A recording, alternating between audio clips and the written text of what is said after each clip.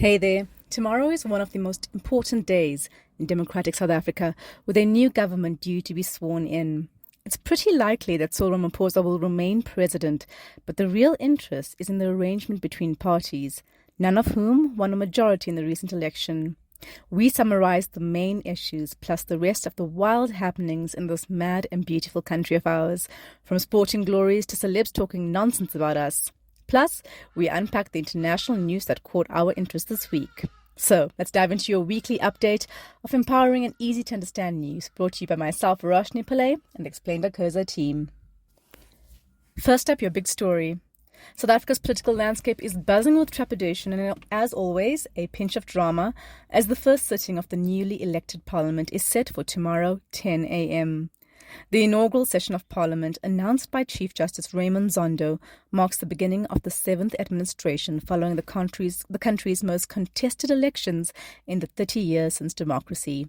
The proceedings will include the swearing in of new members of Parliament and the election of the President, Speaker, and Deputy Speaker of the National Assembly. So what are the issues? Well, the Government of National Unity. With the ANC taking a bit of a bruising in the recent elections, garnering only 40% of the vote, the idea of a government of national unity is not just a pipe dream, it's a real possibility. Reports suggest that the ANC is courting the Democratic Alliance, which snagged 21% of the vote, and the Inkatha Freedom Party hold a modest 3.9%. This would place the three parties, which together enjoy over 65% support in Parliament, in the fast lane to form the core of the ANC's proposed government of national unity, with smaller parties perhaps joining too. The Economic Freedom Fighters and Patriotic Alliance and even the Mkhonto Sizwe Party were mentioned in his coalition whispers, but the EFF and MK have rejected the proposition of a GNU, opening the door to cooperation between other parties. Nothing is confirmed yet, however, and all this is based on anonymous sourcing. Some news reports state that if a GNU is formed, IFP President Velenkosini Hlabisa would serve as a second deputy president alongside Paul Mashatile. However, constitutional law professor Pierre de Vos has made it clear that this is wrong reporting, as Section 91.1 of the Constitution makes clear that there can be only one deputy president. But what's on the agenda for the first sitting? Zondo will oversee the swearing in of MPs, ensuring everyone raises their right hand and repeats the solemn oath to perform their constitutional duties. Subsequently, MPs will elect the Speaker of the National Assembly, who will then oversee the election of the Deputy Speaker. Zondo will return to the spotlight to supervise the election of the President. Following the National Assembly, the first sitting of the Congress of Provinces, the NCOP, which is the other House of Parliament, is expected to occur on Saturday, 15th of June. Provincial legislatures will also convene to swear in their members, elect speakers, and appoint premiers. With the possibility of a coalition government looming large and the MK party's legal maneuvers adding to the suspense, the political landscape is more dynamic than ever. The events of 14th June tomorrow will not only set the tone for the new administration, but also test the resilience and adaptability of South Africa's democratic institutions. Moving on to our take, Bafana World Cup qualifying matches reignite interest in football. We are inching closer to the 2026 FIFA World Cup, and it's looking good for South Africa's chance of participating. Bafana secured a crucial 3-1 victory over Zimbabwe on Tuesday night at the buzzing Free State Stadium in front of an almost capacity crowd of 46,000 fans. The enthusiastic crowd support undoubtedly fueled the team's performance. As coach Hugo Broos said after the game, when you have a crowd like this, you go the extra mile. This win propelled South Africa to second place in Group C, level on 7 points with Rwanda and Benin. Bafana needs to top the qualifying group to automatically qualify for the World Cup. Finishing second might mean the chance to qualify via playoffs. Of the remaining qualifying matches, the important fixtures are therefore against Rwanda and Benin. Win those and our chances of qualifying are almost guaranteed. South Africa has a commendable start to the year, bagging a bronze medal at the 2024 Africa Cup of Nations, AFCON, played in Ivory Coast. The third place finish, South Africa's best in the tournament since 2000, has reignited interest in the national men's team. The women are currently AFCON title holders. According to Hugo, after our performance at AFCON, suddenly everyone's talking about South African football again. Bafana has graced the FIFA World Cup stage on 3 occasions only: 1998, 2002, and 2010. Our debut in 1998 and subsequent qualification in 2002 showcased our potential on the global stage. However, the team has failed to qualify since, with the 2010 appearance just guaranteed, as we were the host nation at the time. Qualifying for the 2026 World Cup would be a monumental achievement, signalling a resurgence in South African football and significantly boosting the players' profiles. Here's to hoping for more victories and a clear path to the World Cup. Let's go, Bafana Bafana. On to some more election-related news. The MK party, led by the ever-controversial Jacob Zuma, is wild. A few hours to go till coalitions must be finalised, and they're embroiled in more drama than your favourite soapy. First, they've decided to boycott tomorrow's parliament sitting where a new government is effectively put in place. The MK has even unsuccessfully asked the Constitutional Court for an urgent interdict to halt the swearing in of new MPs and the election of the president. The court was like, what? No. In layman's terms, of course. Zuma also hilariously misunderstood how quorum works in an interview with the EWN, claiming Parliament wouldn't be able to function without the party's 58 MPs. The party secured 14.5% of the vote. However, Party only needs a third of its 400 members, which the ANC alone accounts for, to do normal business like tomorrow's swearing in. So he's wrong. If those specific MK MPs continue their boycott, they will ultimately lose their position. Still, in a fiery letter to Parliament, the MK's party's advocate, Nqobile Zungu, insisted that the National Assembly can't lawfully conduct business without its MPs.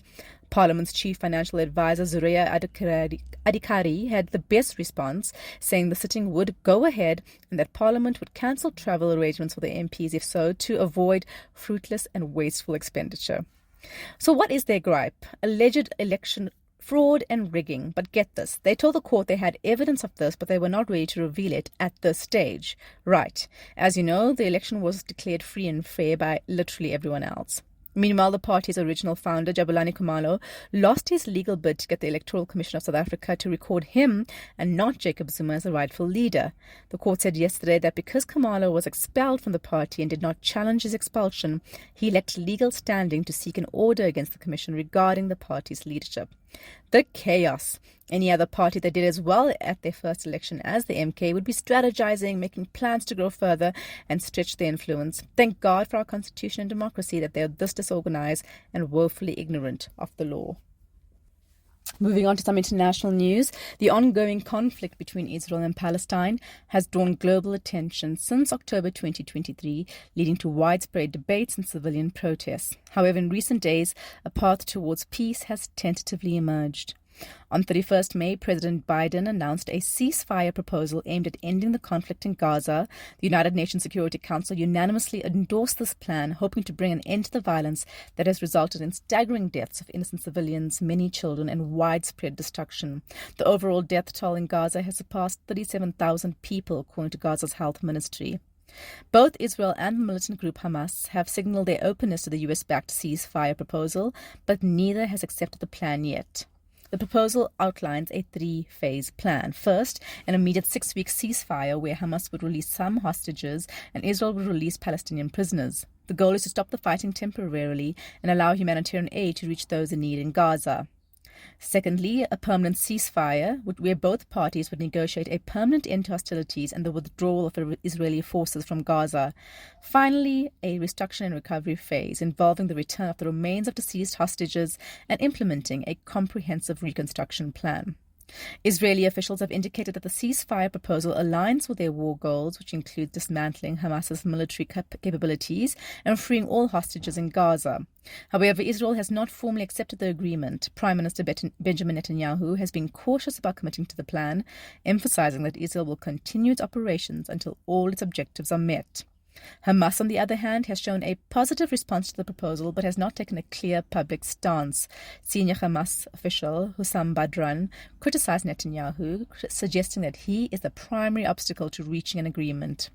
For now, the fate of the ceasefire proposal hangs in the balance, with international leaders urging both sides to seize this opportunity to end the violence and address the humanitarian crisis in Gaza. We're praying and hoping for peace. On to some other lighter fare in the international news scene, with millions of eyes set to turn towards France for the Summer Olympics from 26 July to 11th August, you'd think Parisians would be breaking out the champagne in celebration. But no, locals are rather miffed about the whole affair, and they're showing it in a truly unique fashion by threatening to unleash their fury in the form of fecal matter into the Seine River. In South African terms, Paris's residents are planning to cuck in the river. The protest, aptly named in French, I Shit in the Seine on June 23rd, has taken social media by storm. Now, you might wonder why on earth Parisians would resort to such drastic measures. It seems the Olympics have rubbed some locals the wrong way. Reports of increased construction, rising metro prices, and heightened security measures have left a sour taste in the mouths of many. And let's not forget the less than charming news of authorities shooing away the homeless and cracking down on sex workers in preparation for the games. But it's not just about sticking to the man, or Macron in this case. While the city has poured billions of euros into cleaning up the river, experts worry it might not be enough to wash away the traces of human waste. Swimming in the Seine has been illegal since 1923, and the question remains, is it safe enough for Olympic athletes to take the plunge? President Emmanuel Macron and Paris Mayor Anne Hidalgo have vowed to swim in the Seine before the Games as a show of confidence in its cleanliness. But with protesters poised to turn the river into a giant toilet bowl, one can't help but wonder if they might want to invest in a hazmat suit instead of a swimsuit. On to some more sports news. Gerda Steyn smashes record at 97th Comrades Marathon. On June 9th, in the pre-dawn darkness of Durban, thousands of runners gathered to tackle the 97th Comrades Marathon. At 5:30 a.m., the ultimate human race began as participants set off from Durban to Pietermaritzburg. The star of the day was South African runner Gerda Steyn, who clinched her third Comrades title in a record-breaking performance. Steyn finished the grueling 86-kilometer uprun in a stunning 5 hours, 49 minutes and 46 seconds, shattering her own record set in 2019 by over 9 minutes.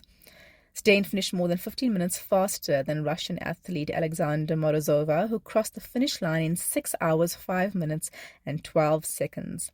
Steyn, who now holds the record for both the up and down runs, expressed gratitude for the overwhelming support from spectators. The Comrades alternates yearly between the up run from Durban to Pietermaritzburg and the down run from Pietermaritzburg to Durban. The energy and encouragement from start to finish were incredible, Steyn said. The men's race saw a historic win as Piet Wiersma of the Netherlands crossed the finish line in 5 hours, 25 minutes and 0 seconds. He narrowly missed breaking the 16-year-old men's uprun record by just 11 seconds.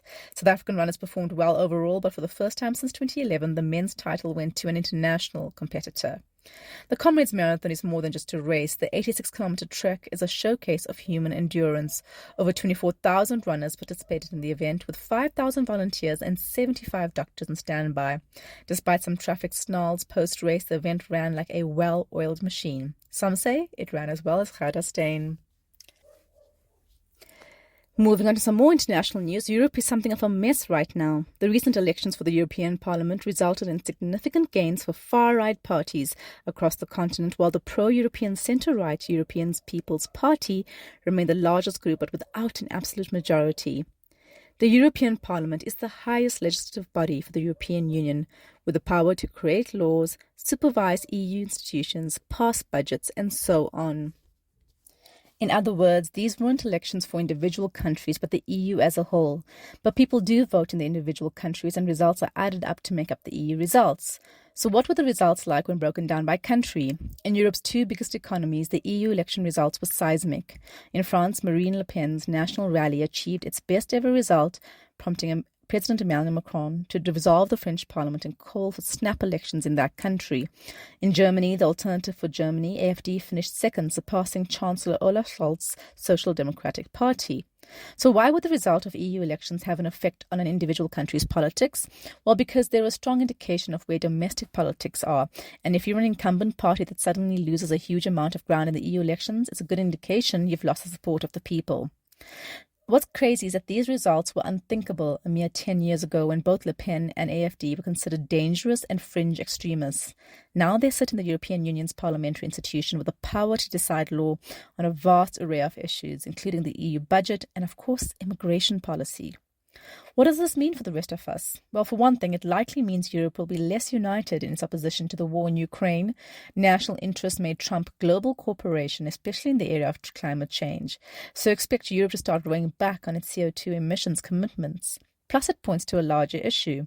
We are living through a global resurgence of the right wing across the world as the centrist consensus of the 90s and the early 2000s is under attack following decades of slow economic growth. This includes South Africa, where the progressive politics of the Rainbow Nation are slowly being replaced by ethnic and nationalist parties, as shown by the rise of the xenophobic Patriotic Alliance and anti-constitution Umkhonto weSizwe Party. Not good, folks. Now more than ever, those who believe in sensible, inclusive politics must stand up and be counted. Finally, Exclusive Books, one of the country's foremost book retailers, has found itself in hot water after temporarily pulling a children's colouring book from the river to the sea off its shelves. Created by Nathi Ngubane, this book isn't your typical colouring adventure. It dives into the history of Palestine, aiming to teach kids about the struggles and culture of the region through illustrations. Released in February this year, the book quickly became a lightning rod for controversy. Supporters hail it as a bold educational tool, while critics, especially pro-Israel groups, have cried foul, accusing it of bias and brainwashing young minds. According to Ngubane, his intention was to create a book that tries to foster empathy and sympathy, not just in Palestine, but around the world. Exclusive Books has defended its action, citing a need to review the book's contents amidst community feedback. Gretchen Kirk, CEO of Exclusive Books, said the moment we realized it was not offensive, the books were put back on the shelf. The incident isn't unique. Globally, debates over book censorship have surfaced, notably in the United States, where controversies often arise over school curriculum materials deemed too sensitive or politically charged. In South Africa, however, the issue resonates deeply amidst ongoing global divisions over the Israel-Palestine conflict, igniting passionate responses from all sides. Banning a book elicited distasteful memories of our own painful past, where material considered to be against the apartheid government was routinely banned. That's it from us at The Wrap, an award-winning project of Explain.coza, simple news summaries for busy people. The Wrap is sponsored by Explain's agency division. We specialize in content marketing for purpose-driven organizations, often with a pan-African reach. Mail info at Explain.coza for a quote. Remember to share the love. Tell your friends to sign up at Explain.coza/subscribe. Till next time, goodbye from the team.